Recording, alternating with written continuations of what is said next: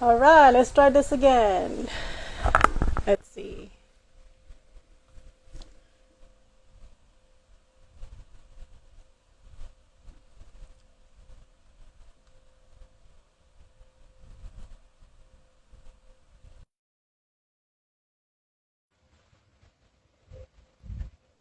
Can you hear me now? Please tell me you can hear me now. Yeah, can we hear you now? I could hear you the whole time. I don't know about anybody else, but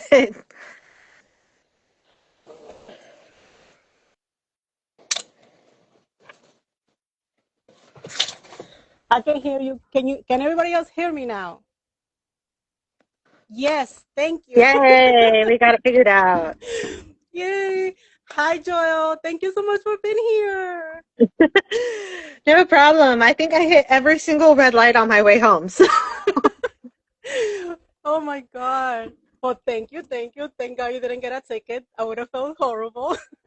uh, well, it's funny because it's like I was really only like 5 minutes from home, but like I said, I hit every single red light. I was like, what is happening? Let's talk about a different melody. I love this book. I think you did a wonderful job. It is so hard to write MMM, just to be clear, because Yeah, it's hard to get enough time for every single character on equal measures and make sure that they get their their feelings and the struggles across. It's hard to do it with one and two, let alone three. Please yeah. walk us through it. So, the big running joke is that when I first like actually started publishing, I said that I would never do it because it is such like a huge demand and it is such a difficult thing to do.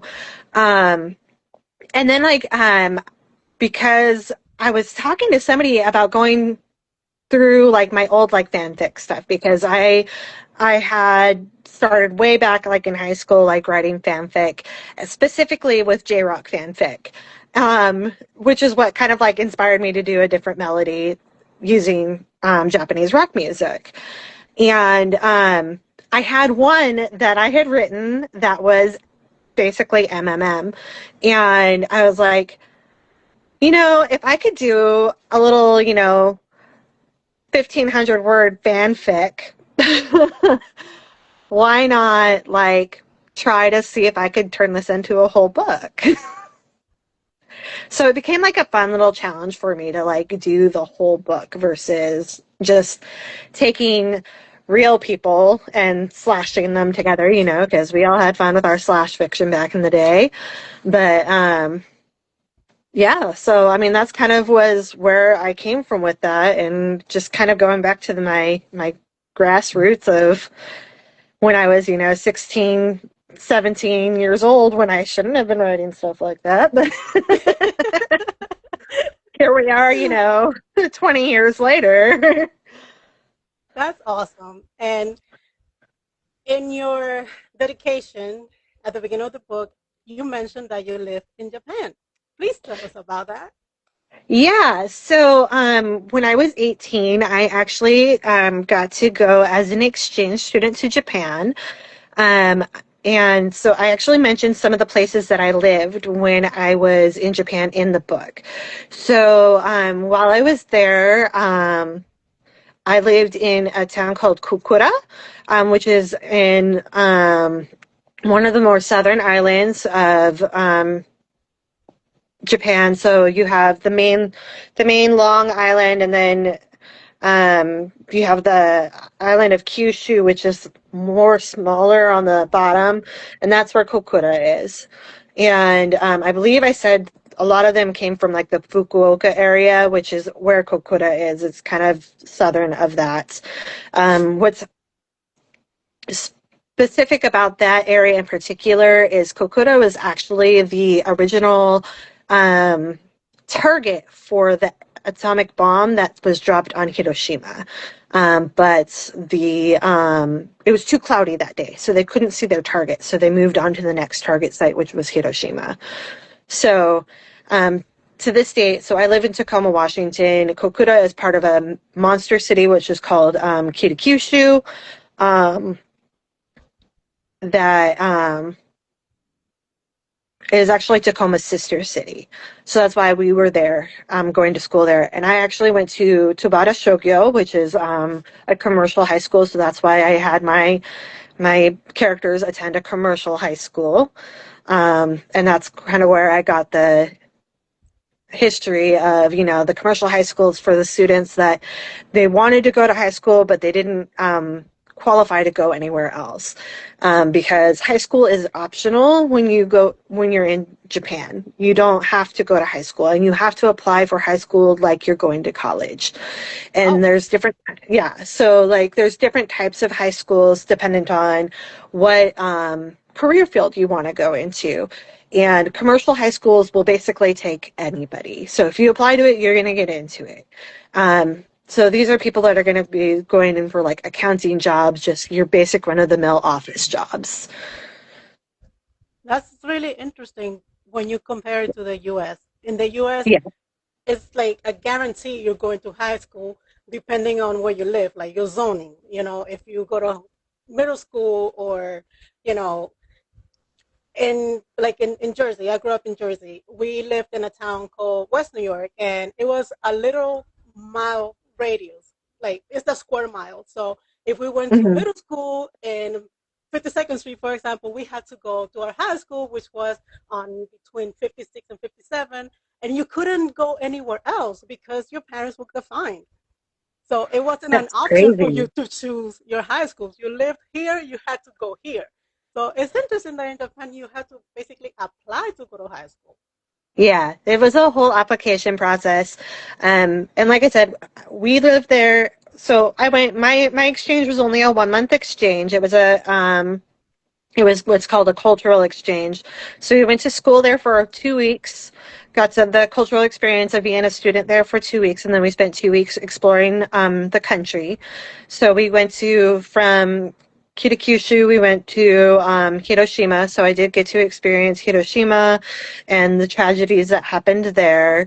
And then we went to Kyoto, which is the old capital, and then up to Tokyo. So a lot of the places that they go to in Tokyo are places that I've actually been. So That's awesome.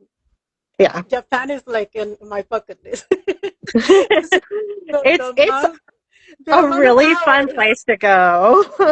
It's like the amount of hours on a plane is like Yeah, that was my very first time on an airplane, and it was 16 hours there. oh, So that's too long. The most I've gone. I went to France a few years ago, and it was 9 hours, and I was not exactly afraid, but it's too many hours on a plane.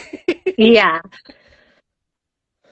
So tell us what inspired you. By the way, I knew you to say the names because I don't want to butcher them and I don't want to offend anyone.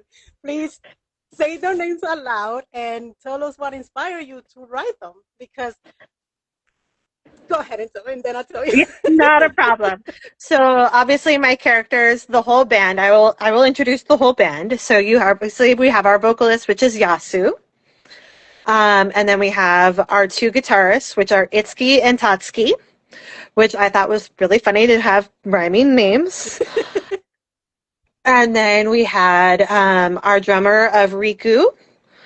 And then we had obviously our ex bass player, Mamoru, who is no longer with the band. And then we had Ryosuke that came in, So it's which, Ryosuke, yes, okay. All right. Ryosuke, And then which, we have Itsuki, right? yes, Itsuki. Our princess. Our princess, yes.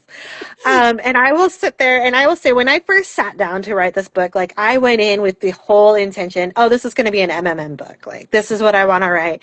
I'm going to write MMM rock stars. It's going to be Japanese rock stars. And I sat there and I got like 2 chapters in and I was like, I can't write this book. I don't know. Like, it's fighting me and I can't figure out why it's fighting me. And it's because it clicked on me. Like, it's because of Itsuki. And, the second that I switched in my brain that Itsuki's not male, Itsuki's non-binary. Um, everything started flowing. I was like, oh, this makes so much more sense. And so then I kind of like had to pause. I was like, I've been to Japan and I don't remember people ever really talking about like being like transgender or people being like non-binary. So let me start doing some research on this. Um, because like homosexuality, like it's something that it's everywhere in Japan. The whole like concept of like band members doing like fan service and the fact that they get on stage and they act like they're going to sit there and make out with each other on stage, that is not unusual. Like the fans go absolutely nuts for that. That's a very common thing, and that's why a lot of like people write fan fiction for Japanese rock bands. So um, that's when I discovered the X gender, and we were I had to do a lot of reading about what X gender was and how they define that in Japan and how that is their equivalent to non-binary and how a lot of them do struggle with it because there is no way for them to define their pronouns because they don't have, like we do, we can just, switch to saying they, them, or, something like that because they don't have that. They have these signifiers that they use at the end of when they talk to people. When you're talking to somebody that you're familiar with, you would add san to the end of their name. So like I would call you Anna-san, or I would just call you Anna because that's your name. Or if, because you're a woman, I would call you Anna-chan, because it's a cute name, it's a feminine name. Um, if you were a boy, I would call you Anna-kun if you were a boy. But there's nothing that puts that in perspective for somebody who doesn't really identify as a boy or a girl. You can just throw san on the end of their name, but that doesn't necessarily signify. So it was like, how do I write this in there and like not like offend people? And so it's like this struggle of, okay, so we're just, the more and more and more I read about it, it was a lot of them continue to use like their regular like pronouns, like their normal pronouns, like he and she. So it's like that's why I kind of made the decision to use him for Itsuki because and at the end of the day, even like when you look at the non-binary scheme, there are non-binary people who will still use he, him, or she, her. So that's just kind of where he falls on that spectrum. So Well, he was definitely my favorite character yeah, because he was such a ball of sunshine, you know, while everybody else was kind of like, I'm not going to say grumpy, although Yasu was kind of they grumpy. were grumpy. he he brought the energy up for the whole group, and it's kind of like you couldn't be mad around him because he was just so sweet and hugging and touching everyone, so you can't be mad when you have someone like that around you, and but it kind of, I felt bad for him because nobody understood what he was going through. He No. will be, okay, today I feel like a man, and then go to sleep and wake up, I don't feel like a man, I feel like a woman. Hmm. So the struggle that he was going through wasn't easy. And I can only imagine the millions of people out there that go through the same thing, Hmm. especially in this world with so many ignorant people that cannot have said, oh, you look like a girl, you're a girl. No, that's Hmm. not how I feel. Like, you should respect how I feel. And I love that you dove into that, and at the end of the book, you like, I love the end of the book because when, sorry, spoilers alert, when during the concert, when he addresses everyone and he says, this is who I am, and I hope that you accept who you are because it's a beautiful way to be, and Yeah. I really think you did a fantastic job. Yeah. Well, and like to me that was really significant just because like I said, I struggled to portray just like what he was going through for a little bit. And especially like some of the stuff like especially with him and his characterization, um I think some of it kind of gets lost in translation, especially like him being so like tactile and the fact that he touches people so much. That is very not Japanese. Yeah, they're very respectful. So They are very respectful. You don't touch people. I will never forget when I was, like I said, when I was there as an exchange student on my last day of school, they had me go around and shake everybody's hand, which was probably the most awkward thing I have ever done. Because I just wanted to hug everybody.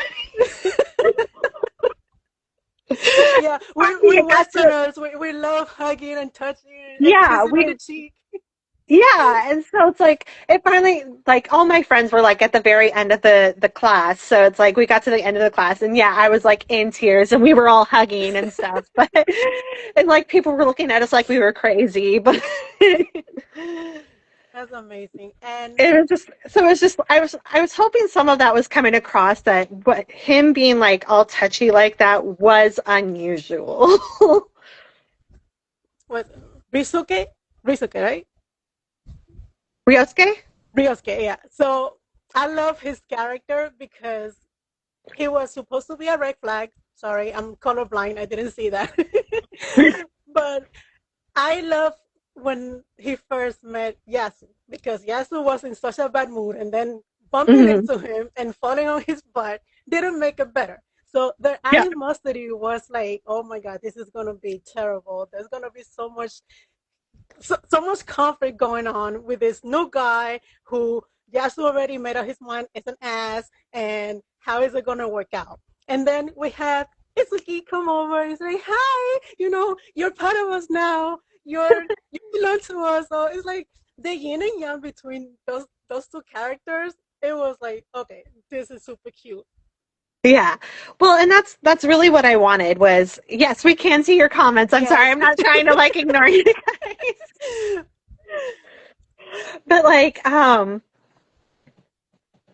the that's really what I wanted. Like I really wanted it to come across that, like Ryosuke was really just misunderstood. That he kind of like came from like this background where he kind of like had like these bad vibes of, he came from this band that was known for their partying, for not being like great people. And so he came in with like this preconceived, idea of, oh, this Guilty is by going to be bad news. association. Yeah, Yeah, guilty by guilty by association. association.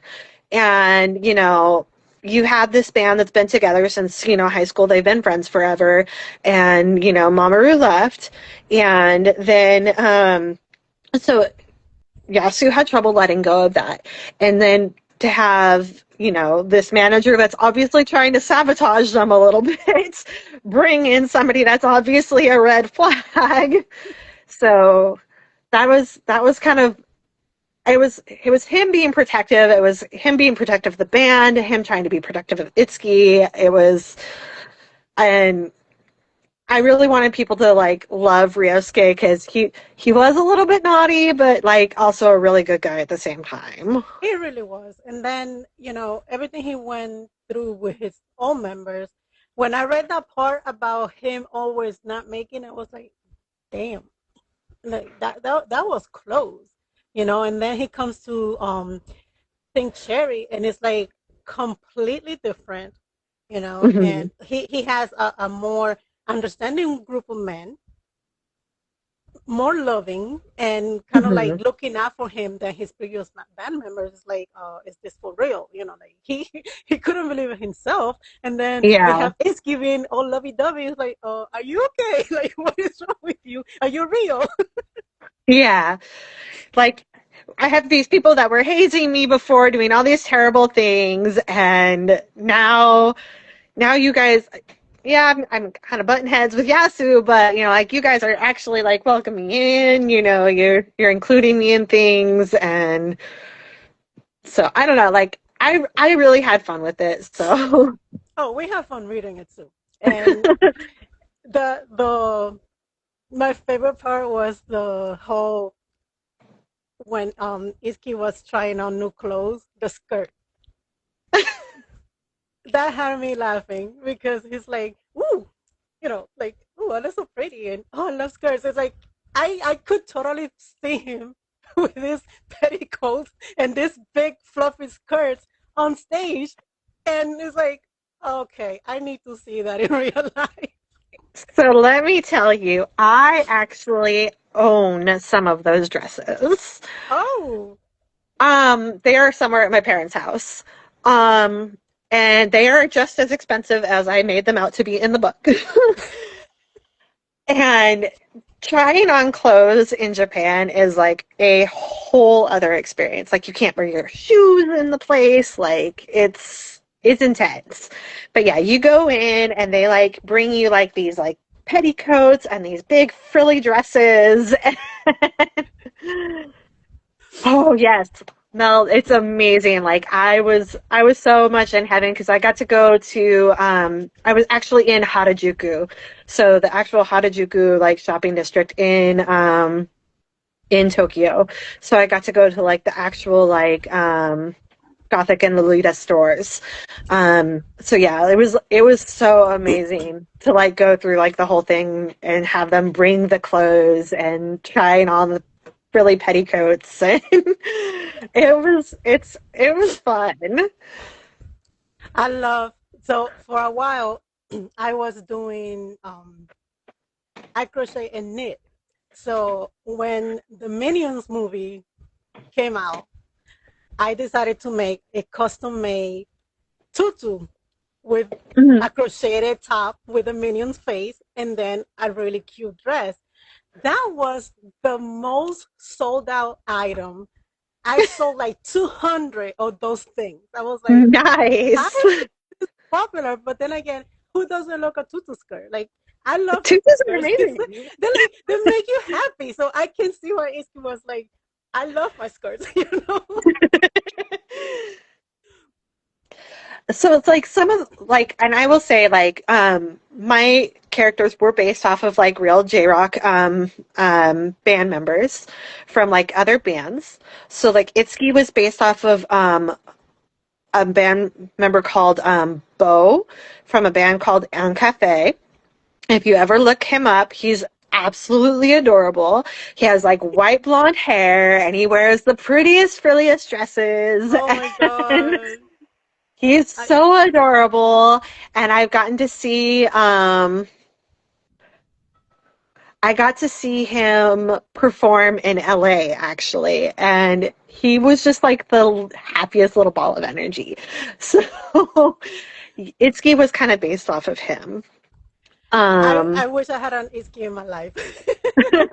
Again, like you cannot be in a bad mood if you have someone like him around because he's just the sweetest person ever. my Now, doorbell just rang. Give me 2 seconds here. okay. Chaz, you say you want to see? Let me see if I can find it. Let me see. It's a lot of things to go through. Oh, okay, found it.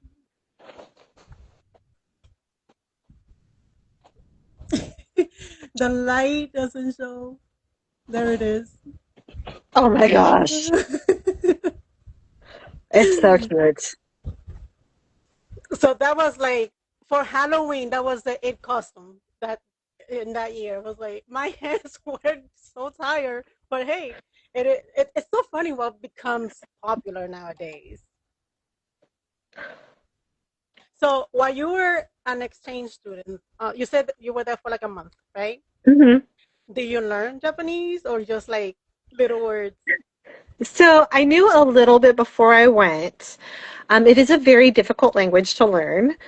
Um, but my host sister while I was there, God bless her. She was hilarious. I kept asking her to teach me things, and all she wanted to do was teach me how to insult people. Why is it that it's always the bad words? But she was really amazing too because like she was really into the J-Rock scene too. So like she was like taking me to like music stores and stuff while I was there. So I was like, yeah. and her name was Chiharu. Like she was a blast. Like I it's so hard to like explain to people like it's just it's such a totally different culture in Japan. Like on a school night, I'll never forget. It was a school night. Her and I, how old? She was 16, okay? Her boyfriend was 21. Oh, He was super cute too. But that's besides the point. But on a school night, we went to an arcade and we were out probably till like 1 o'clock in the morning. oh my God. And we were just out playing arcade games until like 1 o'clock in the morning. We came home on the city bus. And the way they do their city buses there is you enter through the back of the city bus, and then there's like a display at the front of the city bus. And you're supposed to pay attention to like where, because everything's based off an honor system in Japan. Everything is an honor system. So you're supposed to pay attention to where you get on the bus and where you get off the bus. And it'll tell you how much you're supposed to pay when you get off the bus. Oh. Let me tell you, my host sister was not a very honest person. Hi, Sarah. Hi, Sarah. There were definitely times we paid way less than what we were supposed to be paying on the Oh bus. my goodness. But I mean, like, it wasn't like weird. Like, there were times like her mom would send us to the grocery store and she's like, "Can you pick me up a 6 pack of beer?" And like her 16-year-old, we'd go to the store, pick up her mom a 6 pack of beer. Like, that wasn't weird for a 16-year-old to go to the store and just pick up a 6 pack and bring it home. Like, nobody IDs you. There's vending machines all up and down the road. Like, nobody questions it. There's no like checking IDs. You can buy cigarettes out of the vending machine, you name it. It's all an honor system. Like, you have to be 20. 20 is their age for everything in Japan. So you have to be 20 to drive, you have to be 20 to smoke, you have to be 20 to drink, everything. That is great. So different from here. It's very different. But like I said, nobody checks anything. So it's all an honor system. So besides this story being a fanfic from 20 years ago, what exactly inspired you to write it to begin with? Because, 20 years ago, you were what, like in your 20s? 20 years Teen? ago, yeah, 20 years ago, I would have been 18. Yeah. So 20 years ago, wasn't a big thing. Like, not like No. it is now. So for you No, to actually, it would have all been like in the fan fiction realm, and I think it was just because I stumbled across my old fanfic account and I was talking with another author and I was like, this would be really funny if I did something with this. And it has nothing to do with any of my old fan fiction. That's all still floating out there on the internet. And no, I will not tell anybody how to find it because it is bad and embarrassing. well, But it that's is still you. lives That's a somewhere out you there on the thing. internet. That's a you problem. Let us be Yeah. the judge. Although But I will honestly, say there was one of them I actually started reading through and I was like, oh, this actually wasn't terrible. Considering I wrote this when I was 17 years old. but from 20 years and just like you say, it was like a little fanfic to actually making it an actual book. That has Yeah. to mean something. Like, first of Yeah. all, you should be proud of it, and second of all, how different does it feel to have gone from fanfic to reality? Because technically, this is reality. Like, you have an Hmm. actual printed book about a silly story that you never thought was gonna go any further than that. I mean, it is kind of crazy because like Mel says, J Rock was high school. That was my life. Like, I was absolutely obsessed with it in high school. When I was in high school, it was the first time we ever had J Rockers come to the United States to perform. We had a big concert in LA called J Rock Revolution, and I was 18 at the time, and I told my mom, I'm like, I have my own job, I have my own money, you're not going to stop me. I'm going to go to LA for this freaking concert. Tickets for the concert, it was a 2-day concert event, sold out in less than 5 minutes. Wow. Guess who got a 2-day pass because she sat there and camped the Ticketmaster website. Oh my goodness. Well, that's how you do it. That's what we have to do to get the Stray Kids and BTS tickets. Yeah. So I got the 2-day pass, flew to LA, stayed in a hotel room with 20 random strangers that I Definitely wrote different fanfics times. with on the internet back in the live journal days. Oh my God. Because, live journal was the social media back in those days. Yes. Yes. That's Back quite before interesting. MySpace, back before So date when's the myself in the besides 80s. have you been to any concerts since then? So since then, like I said, I went to the big 2-day J Rock Revolution concert in LA. Um, I saw Anne Cafe in LA. I saw a group called Vamps, which the singer for Vamps is the singer for Larkin CL, which is another J Rock band. I saw them in San Diego.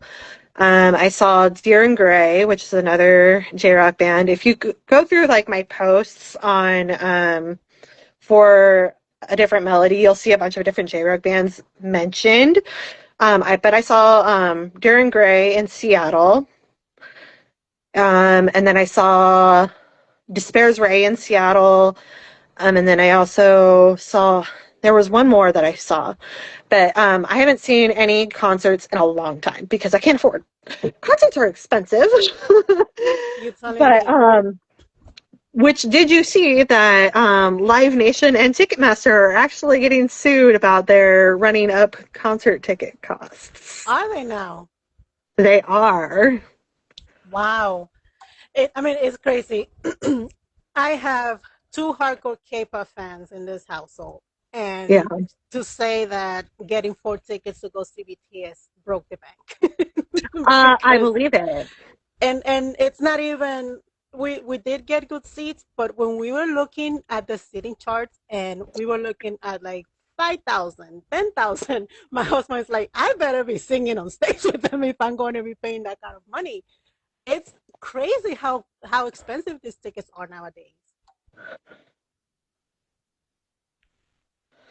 But yeah, like even like other concerts, like I've looked up stuff that I wanted to go see here. Um, I'm a huge 21 Pilots fan. 21 Pilots was coming to Seattle. I wanted to go see them in Seattle for nosebleed seats, way up in the rafters. I want you to guess the price of those tickets. 300 higher in the They nosebleeds. they were $500 for those tickets. Oh my god, that's crazy. Yeah. So it's like I said, I have not seen a concert in a long time. I think the last concert I went to would have been at the Puyallup Fair, or excuse me, the Washington State Fair, because we don't call it the Puyallup Fair anymore. And would have been when I was pregnant with my oldest, would have been Fall Out Boy. Wow. Yeah. It's like you have to have a job just to get tickets. Like you have to have a different job. Okay, this is all for my concerts because you cannot afford it. It's just too Yeah. much money. And it's just all of it's insane. So Hmm. yeah, local bands. I would love to see local bands too. Even that, like there was I wanted to see Matt Mason. Matt Mason was another performer I wanted to see, and he was the opening act for a band I hadn't even heard of. And he was performing here in Tacoma, and like I said, he was the opening act. And it was $250 just to get into this concert. And I was like, I'm not paying $250 to go see an opening act. That's wow. It's it's insane Yeah. when you So it's think like you're in about New York, so it's like you know how expensive things are. Washington's just as bad, okay? yeah. Not as expensive as New York, but yeah, when it comes to like K-pop bands, it's so much money because Yeah. I've been going to concerts since like the 90s, and but it was all like I wasn't into anything but Latino music, you know. So that's a different price. But when you think about the fact that those concerts were held at Madison Square Garden, then you know that it's going to be expensive. You know, Yeah. especially if it's featuring Mark Anthony and Ricky Martin. Sorry for the older generation that doesn't know. Ricky Martin was the it thing back in the 90s. So just getting a ticket to go there was and I was a teen, you know, it's like, Yeah. how can you even afford that? Yeah. I So, would have died to see Ricky Martin, man. I'm jealous yeah. of that.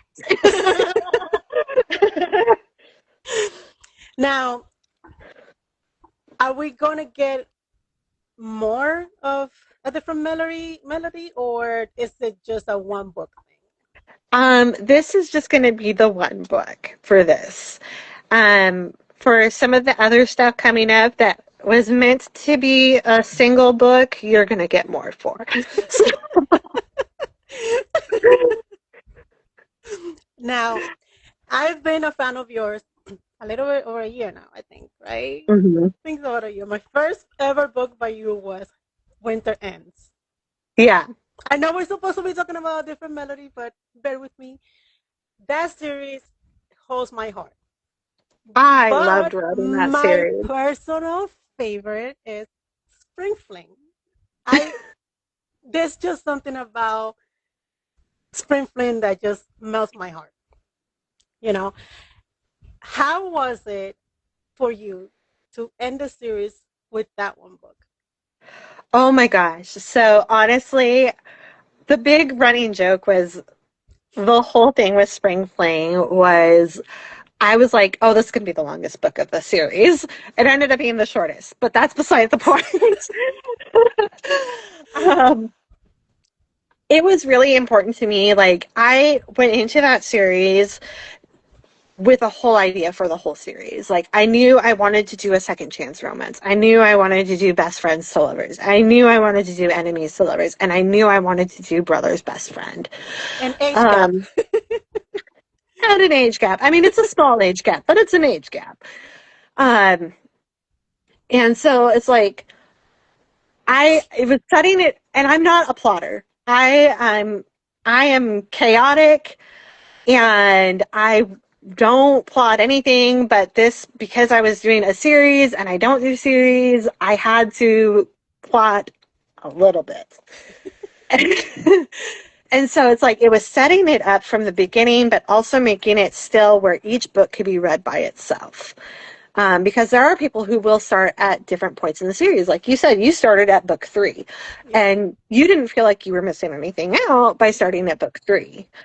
And so, um, for me, it was really fun to like start at book 1 and have the whole interaction of Aiden and Joe on the beach while Nate's, sitting there pining over Chase, and then just to see that whole build up of their relationship through the whole series. And just finally, I spent the whole series like, is it time to write their book yet? Is it time to write their book yet? Is it time to write their book yet?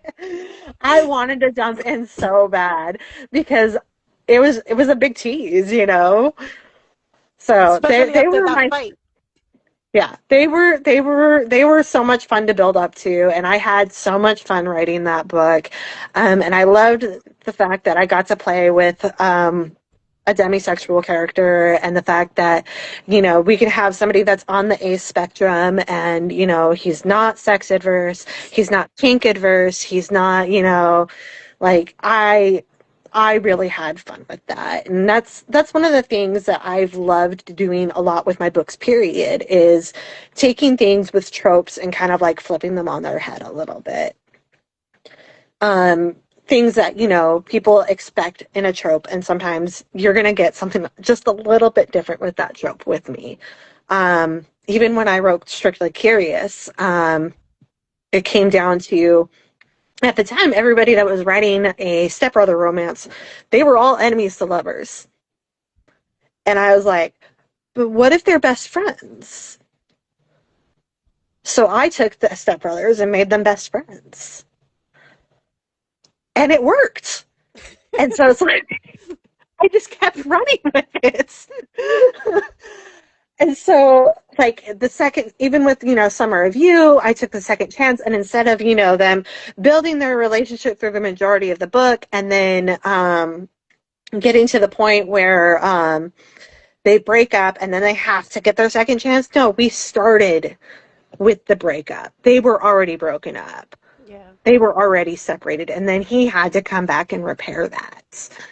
And So, it was the way things ended, it was kind of painful, yeah, it was because kind of painful. And it's like, I had some people were like, that's a really dumb reason. I'm like, he was a dumb teenager.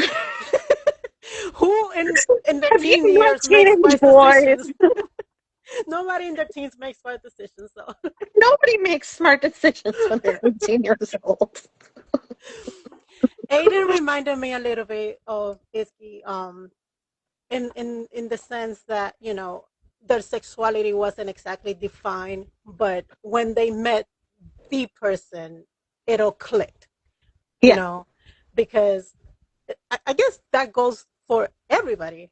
When you Hmm. meet the one, like your feelings are completely different than when you are with somebody else. So it's like a switch flips on and off when you are with the right person. So Right. I I love both characters. I love how you focus on their feelings regarding how they perceive themselves and not being sure of what they were, you know. Hmm. So again, awesome job. Well, and that's it too. It's like coming from, being somebody who falls on the A spectrum themselves and for a lot of their lives being told, well, what's wrong with you? Why don't you like want to do these things? Why don't you experience things this way? And I'm like, no, I feel a lot like Aiden did, like why don't I want to hook up with everybody like, like everybody around me does? Why don't I want to jump into bed with everybody? Why don't I do this? Why don't I experience this? Why don't I do because you see everybody around you experiencing this and you feel like something about you is broken. And there's not always somebody to explain that to you. And to be able to sit there and put yourself out there in a book like that and put yourself in a character like that and have people be able to see themselves like that is empowering because you're not alone, you're not broken, that those are totally normal feelings. I think I'm going to get really, really personal for a second. That's what we're here Um, for. yeah. So this is my really personal moment. Like I said, as somebody who does identify as ace, I just recently got my ace tattoo. Oh, I love that. Um, it's caused some issues, like because like there's some people who just they don't understand it. They don't know what it means. They hear ace and they're like, oh, you don't like sex. It's like that is not what this means. What it means is that you experience things on a different level. Um, it means I'm going to be connected to somebody on a much more emotional level versus a physical level. That my relationship with my husband is much more romantically inclined versus something on the physical level. We are connected in a different way. And to me, that means so much more. And I had a psychiatrist when I was really going through some stuff that I was talking about, thinking that I was falling on the ace spectrum. And she's like, well, you have kids. And I was like, yeah. She goes, well, how can you be ace if you have kids? And I'm like, because I wanted kids. How ignorant is that? Right. And it was super ignorant. And so, I mean, I do get really defensive when people say really stupid things about like asexuality, and especially like if I see jokes about, oh, you're ace, it means you're never going to reproduce or blah blah blah. It doesn't mean any of that. It any people who are ace can do whatever the hell they want, you know? Of course. And not having a promiscuous sex life does not mean anything regarding your sexuality, And hmm I think that when you think about it, being ace, it's the right way to be because you want a connection with someone. You just don't want to give hmm up your body for the hell of it. You want to connect with that person. You want to feel cherished and loved and special, not just a basic hookup that said, I don't remember your name the next day. Well, and there's nothing wrong with people who want to just hook up either. But It's then just again, why aren't those people crucified the same way they're crucifying ace people? It's right. like a doctor. Well, and that's it. Like for me, like I'm not going to sit there and like crucify anybody that wants to, partake in hookup culture. If that's your thing, that's your thing. I'm not going to judge you for it.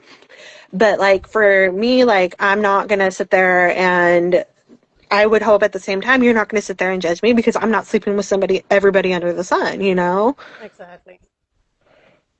I just think that people should respect other people's feelings and opinions. It'd be hmm a better world if that was the case. Just because you Yep, don't understand something doesn't mean it's wrong. Doesn't mean that person is exactly. broken. You know, being ace or demi or mmx or whatever they want to be doesn't mean that they're broken just because they're not like you. Yep. You know. Well, and it's just like, I was explaining to somebody I think I was talking to another author and we were talking about, like polyamorous romance and stuff. And, because some people, they don't like the idea of polyamorous romance because they look at it as like partner sharing and they don't think that they can't, they can't take it when it's more than two people, because they're like, there's somebody's not going to get equal amount of love or whatever. And it's like, to me, people who can make a polyamorous relationship work, to me, I personally couldn't do it. But I'm going to have a lot of respect for people that can because, like, those types of relationships take so much communication, Yeah. so much understanding, so much patience because you have to be able to talk to each other, you have to be able to understand each other. And no, things are not going to always be balanced. And I think that's one of the weird things I think I see a lot in the reader spaces. And is that people are like, I want my poly relationships to be completely balanced. I'm like, but that's not reality. It's not going to be completely balanced. You're going to have, partners that are going to spend more time together, and that's why I wanted to put that in my book. Yes, we had Itsuki have his moment of insecurity. Of, are they going to leave me to be with each other? Spoiler moment, sorry. But, you know, but but that's a reality thing. But they did the smart thing and they sat and they communicated with each other about it, and that's how those types of relationships have to work. And And not only that, in a poly relationship, there are three different personalities. yeah, Everybody is going to need something different, you yeah, know? Like in this case, Iski was a more touchy feely person, the cuddling type, while Yasu was a more reserved person, but that didn't mean he didn't feel the same love for the both of them. And hmm then it was like a circle of people which each one of them had different needs that the other would complement and meet, in the end. So hmm I think that if a relationship with two people is hard, a poly is even harder, and yet they make it work. You yeah, know, it's all about, like you said, communication, and that goes for every relationship. If yeah, you don't communicate with your partner and what you want, what you need, people are not mind readers. So you have to let know what you like and what you want. right. Yes, and that's it too. Is that what Mel was saying here with Yasu's kind of discovered, he kind of has a more submissive side when it comes to Ryosuke, and he gets to explore that with him, where he kind of gets to be more dominant when it comes to Itsuki, and he gets that balance that way. And so that was kind of fun to get to explore that dynamic as well. I'm not going to lie. That was kind of Especially fun. that I Allie. actually did that again. I go in with a basic plan. Sometimes things like happen when I'm writing. I'm like, okay, we're just going to run with this and keep going. Especially that Allie scene after the concert. That was something. Yes, the alley scene. Well, Now, it's like because I'm like, he needs to get out of his head. What's going to get him out of his head? I know what's going to get him out of his head. Ryosuke's going to get him out of his head. yeah. And when you think about the other books I read from you, this one wasn't as spicy, but you made it count. Yeah, Like the spicy scenes were spicing in the right moments, especially yeah. with the three of them trying to come together and understand their feelings with all, Ryosuke coming to the band and kind of like disturbing their energy from before, and then the misconception of who he used to be before, and the difference between the bands. Was he going to fit in? Like, was he the right choice? So it was kind of like, will they one day kind of thing, and then, oh yes, they did. I don't know, like, and that's it. Like, I think for me, and to talk a little bit about my next book coming up, even though there's another one that's written and in an anthology that you guys may or may not read, because that's my sapphic romance. Of course we That's all. will. I'm like that's all spice. I mean, it was written for an anthology called Smutfest. Like, I was like, okay, we're just gonna go all out here. Nothing wrong with that. um, so the book after that, the book that's coming out for This Hurts. I really wanted to lay on the hurt. Um, it is going to be called. It is coming down to Sarah's, if she's still in this chat, I think she's yelled at me a couple of times now because she's been alpha reading it. But there's been a couple of times where she's like, "Ma'am, come on," because I'm like almost 50,000 words into this book, and she's like, "Let them fuck." Sarah. Oh my god. But there's a whole reason, like why they haven't, and they're getting there. They are getting there. I will promise that. But and I can tell you this book is going to be a long book. It'll probably be the longest book I will ever write. And this is the book that I said was supposed to be a standalone, and now it's going to be at least a minimum of a duology. Because both Sarah and my other alpha reader were like, okay, so this character here, if he doesn't get a book, you know that you're going to get hunted down, right? Good on you for heeding the advice. Okay, so if you were to have this book made into a movie, who would you cast? Oh man, that's hard. Just because I don't know a lot of like Asian actors. Can we just throw Hudson Williams? He Right? just he can be all of our actors. Definitely, definitely. I mean, he played half Japanese already. Let's go for it. Might as well. And he'll do an awesome job too. So I wouldn't put it past him. Okay, so you already mentioned you have a couple of books in the works. Uh, we are about to get the audio for it has what's the name of the one? If I see you again, If I see you again. yes. If I see you, I'm like, that's the name. Yes. If I see you again. Talk to us a little bit about that one.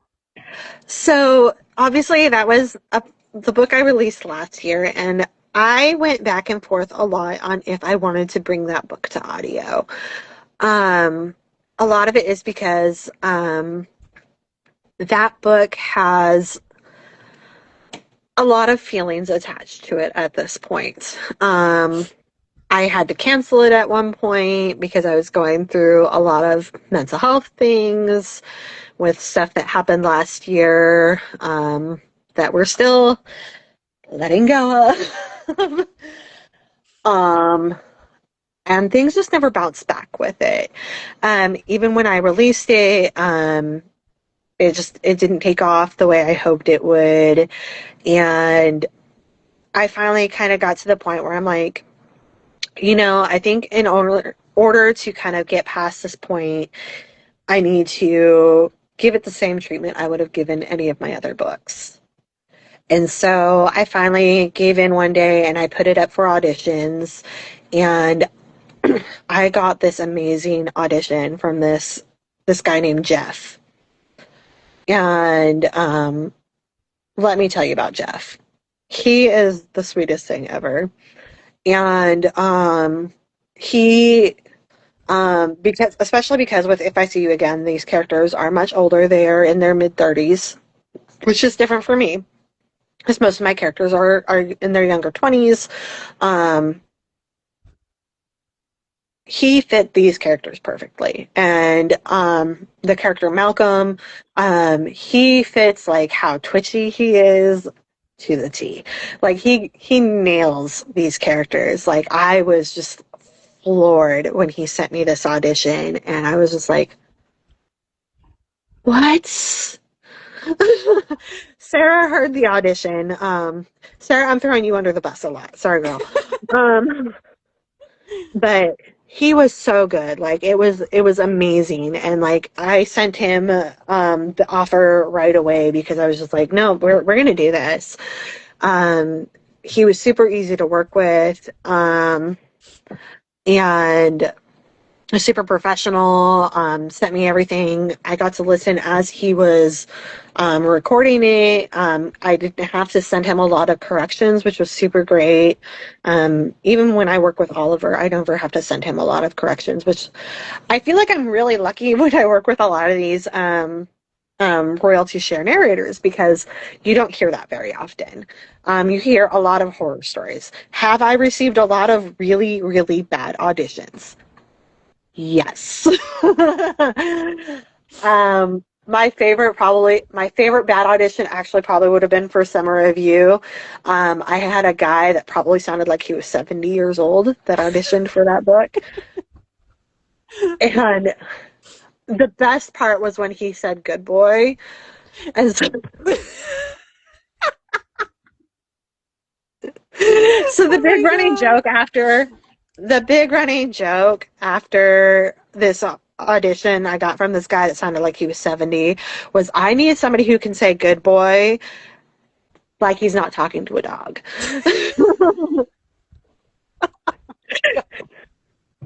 I swear to God, he's like, good boy. And I'm like, Oh my god. That's terrible. what am I listening to right now? Oh, thank God But that he was not the chosen one. and that's it. Like I went through so many auditions for Summer of You before I finally settled on one, and I had the dual narration, and they had actually finished um, completely recording. I was actually proofing the audiobook when I got a message from one of the narrators saying, hey, we need to cancel the contract. Oh. I, I had a breakdown, I will tell you that. And so they canceled the contract. I spent the whole day in bed crying. Because then I was back to square one. And I instantly just messaged Oliver because I was like, hey, I've worked with you. I think you're amazing. You did a great job with Strictly Curious. Would you be interested in doing this entire series? And he's like, yeah, sign me right up. And now he's stuck with me. I love Oliver. Is one of my new favorite navigators. He is so amazing. Yeah, and I've told him, I'm like, you're stuck with me. You're not allowed to go anywhere. Um, and he tolerates me. Like I can like send him like all sorts of like crazy messages, and he puts up with me. I'm really excited for him to be doing my MMF that I did back in January. Yes. Um, Ooh, we have to do another so live just for that one. So they are going to be doing that as a duet narration. And let me tell you, the little snips, it's really interesting to have them recording it as a duet because he's only reading the male parts. He's not reading any of the female parts. I have a female narrator that's reading the female parts. Um, it's very interesting listening to it because it'll cut out and then I have to switch over to her file and listen to her narration. Um, it sounds so good. Well, the book It's so itself was really good. But I'm so excited, and it's going to take a long time to record because it is very tricky to do it that way. And I'm so happy that they're letting me explore that opportunity. So, That's awesome. Can't wait. Can't wait. yeah.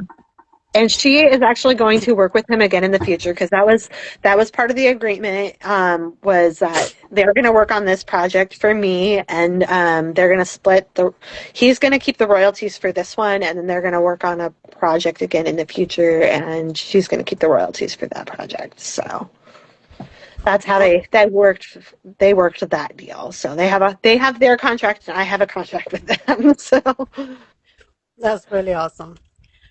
Well, Joelle, it was amazing having you here. I had so much fun. Thank you so much for saying yes. You guys, do you have any questions for Joelle? Oh, I do have a question. When can we expect the audio for A Different Melody? It's pending review right now in ACX looking for a narrator. So, Okay. and I specifically said that I wanted somebody with a Japanese accent. So it might be a while. Ooh, ooh, that's gonna be a tough one. It will be a tough one. Wow. So only two people commented on the giveaway. So given we have seven people here, I figure it's better to pick someone from the live instead of whoever commented. Okay. So I'm going to do what I did last week. I'm just going to go down the people here and blindly pick someone. Hopefully they don't have the book. And if they do, you will you be okay in switching it to another book? Oh, Reiko. Um, I'm not gonna lie. I looked at a baby name book. Ooh,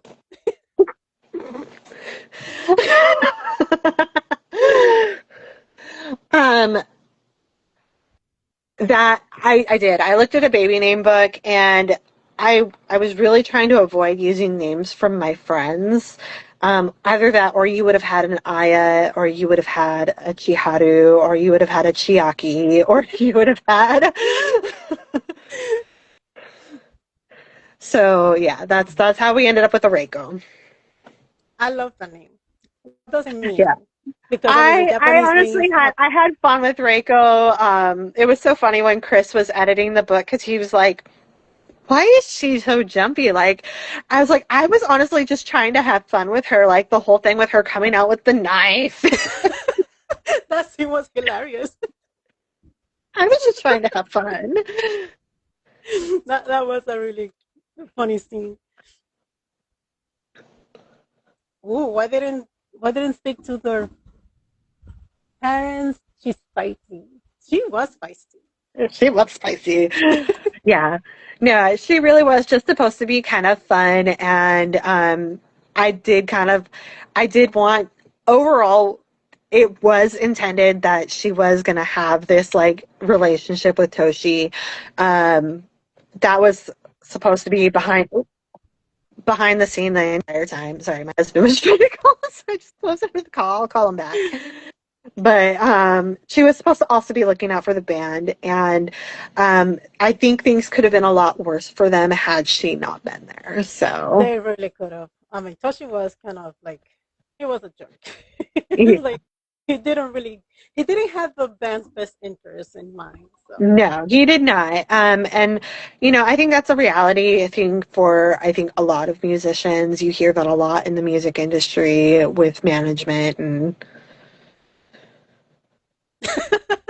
oh yeah, no, he was probably purposely a dick to get her to come at him. Yeah, yes, no, yes. I would agree to that. He definitely had the right moves and she fell right into it.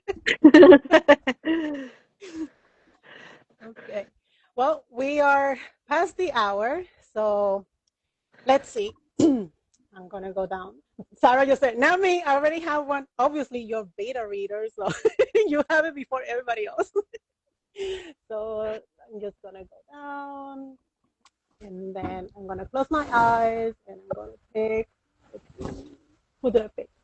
I got Fear of Mel. Mel, you won the giveaway. Do you have the copy already?